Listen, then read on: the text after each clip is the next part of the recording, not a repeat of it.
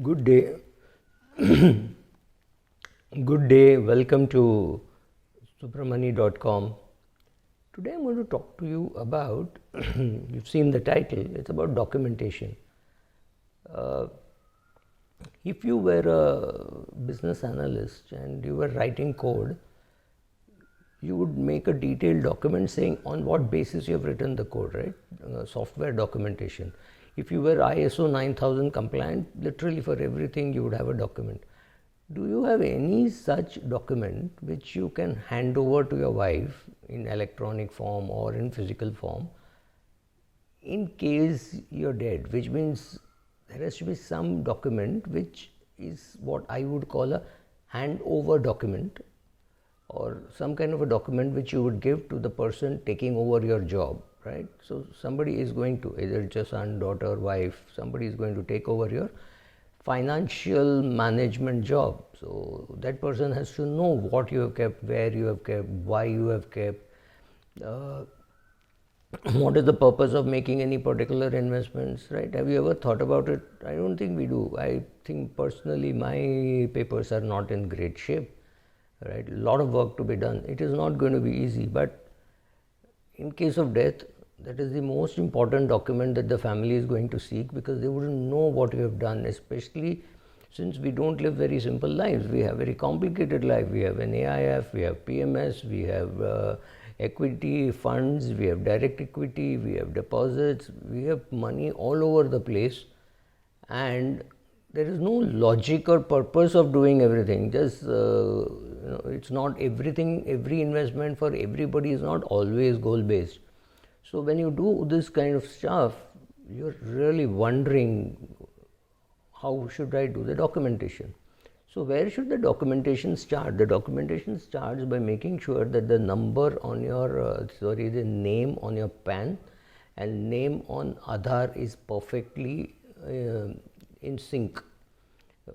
Whether it is spelling, whether it is the initial, whether it is the name first, surname second, whatever, exactly same. As long as you don't do that, you could have a problem tomorrow. I mean, after 3 months, 4 months, it could take, you could have to give an affidavit, and if the person is dead, then it becomes even worse, right? So start there saying, okay, this is how my name is and this is how it should be.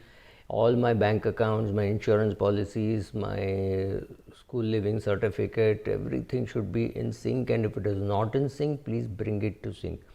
Many people could have an Anil Kumar Mishra.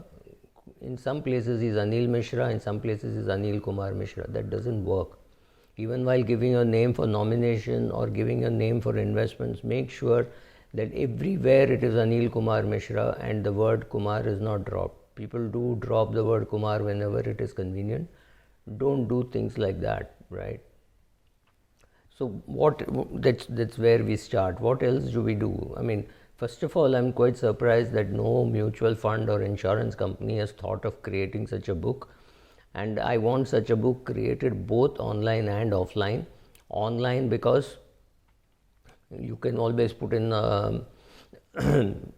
nomination kind of a thing, saying in case I do not access this account for 3 years or 2 years, please send mails to this account, which could be a standby account or your wife's account or your daughter's account, and remind them that their documents are lying here. That you can never do in a physical copy. If their family does not even know that there is a physical copy, then it's a problem.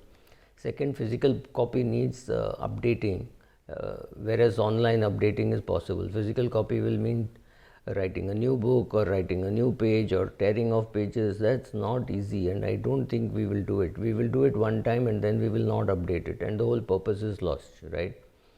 So this handing over document, I'm surprised that no mutual fund or insurance company has created it. I'm sorry, I'm repeating. We do not maintain any personal records except what is absolutely required by law. So we will maintain our bank accounts, we will maintain our, now going forward, our dividend slips, etc., when we offer it for tax. Earlier even that was not being maintained. Your contracts, etc., everything has to be maintained, because now you have capital gains tax. Earlier you just said, oh, capital gain tax, and there is no tax.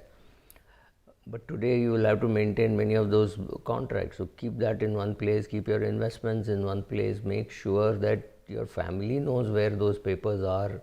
Make your will, make a copy of the will available to the family when you think they will need them, right? So they should know where it is available.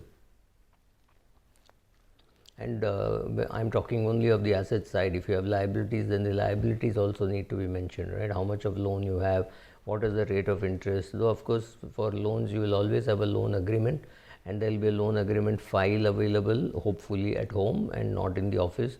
And for heaven's sake, don't keep personal records of yours in the office. A lot of people find it convenient to keep it in the office because there is a secretary who does all the work, and filling up forms in India is very painful. But if you're still doing offline, and many things still mean offline. I mean, even now you have to get your KYC, you have to still do it offline. I don't know how well online KYC works.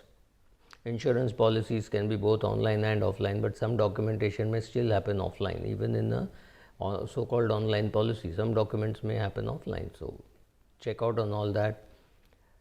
Make an attempt to keep all the papers as close as possible, as relevant as possible. For example, not having a mutual fund statement is not a problem. You can go to the mutual fund, give the PAN number and get the statement.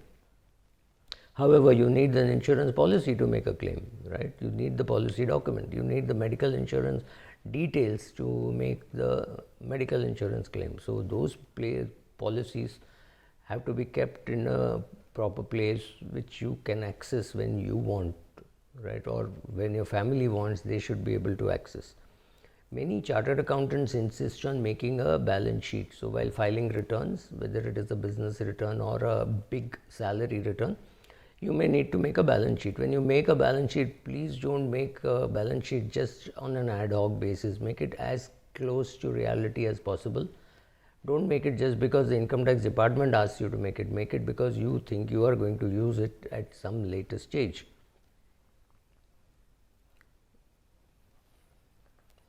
But unfortunately, even the balance sheet made by the chartered accountant will not contain your folio number, etc.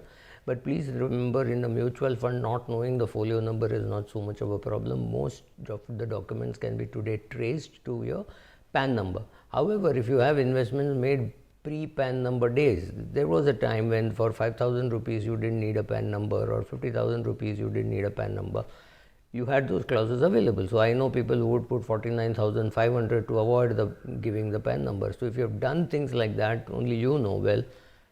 Make sure that all that is also brought in, because there is no way how your family will know. In fact, I am convinced all the big fund houses are sitting on huge amounts of unclaimed amount, which could be called a growth plan. So if I invest money in a growth plan and not touch it for 20-30 years, and then I am dead, my family will not know about it at all, especially if I have changed addresses, etc. And over 30 years, very good chance that the address would have been changed, right?